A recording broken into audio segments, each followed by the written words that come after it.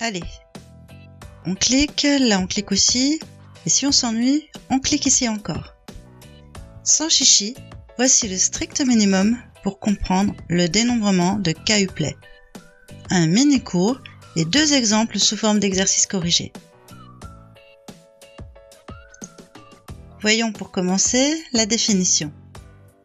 Soit E un ensemble de taille n et K un entier compris entre 1 et n. On appelle KUplay d'éléments distincts de E, ou arrangement, un sous-ensemble de E pour lequel tous les éléments sont différents. Je prends 1 minute pour donner un exemple afin que tout soit très clair. Exemple d'un ensemble d'éléments étranges comme celui-ci. La taille de cet ensemble est le nombre d'éléments qu'il comprend. Nous en comptons 9.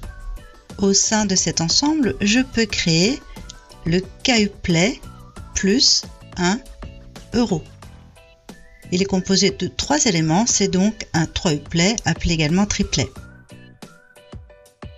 1, 9, D, 5, flèche A est un sextuplet.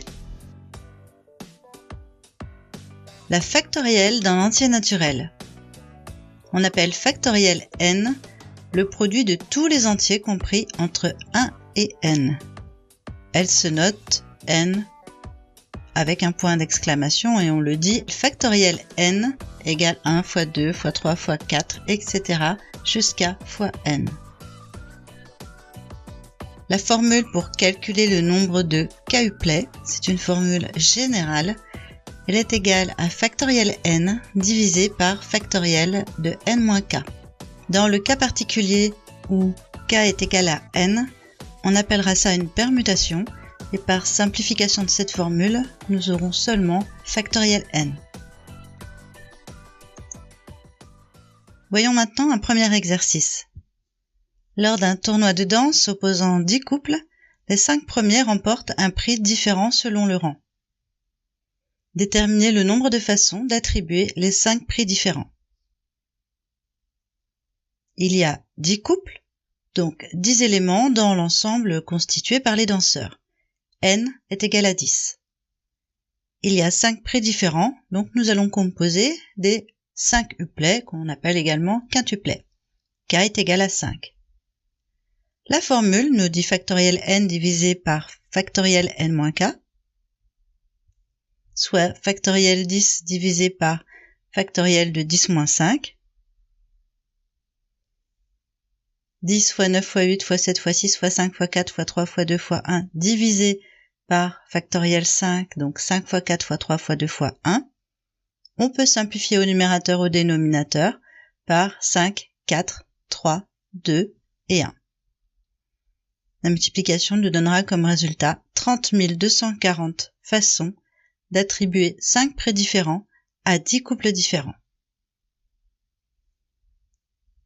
Deuxième exercice. Combien d'anagrammes du mot maths, M-A-T-H-S, peut-on créer? Je rappelle qu'un anagramme est un mélange de l'ordre des lettres d'un mot. Dans le mot maths, M-A-T-H-S, il y a 5 éléments dans l'ensemble constitués par les lettres. Du coup, n est égal à 5. Un anagramme sera donc constitué lui aussi de 5 lettres, ce seront donc des 5 uplay.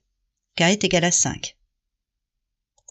Je vais volontairement utiliser la formule générale qui est factoriel n divisé par factoriel de n-k pour montrer que finalement on pouvait se limiter à factoriel n. Factoriel 5 divisé par 5 moins 5 factoriel, c'est égal à factoriel 5 divisé par factoriel 0. Soit 5 fois 4 fois 3 fois 2 fois 1 divisé par 1. Finalement, nous retrouvons bien factoriel 5. Le résultat est 120. Il y a 120 anagrammes au mot maths. Comme d'ailleurs à toutes les combinaisons de 5 lettres ou 5 chiffres qui sont tous différents. Par exemple, Julia, Louis, Paris, Alger, etc. Je le répète, nous sommes dans un cas particulier. Cela s'appelle une permutation. C'est la permutation de tous les éléments d'un ensemble de taille n. et le calcul simplifié est factoriel n. Pour ne rater aucun autre mini-cours illustré, abonne-toi, active la cloche. Si le cœur t'en dit, partage, commente et pourquoi pas un pouce en l'air. Je te dis à bientôt.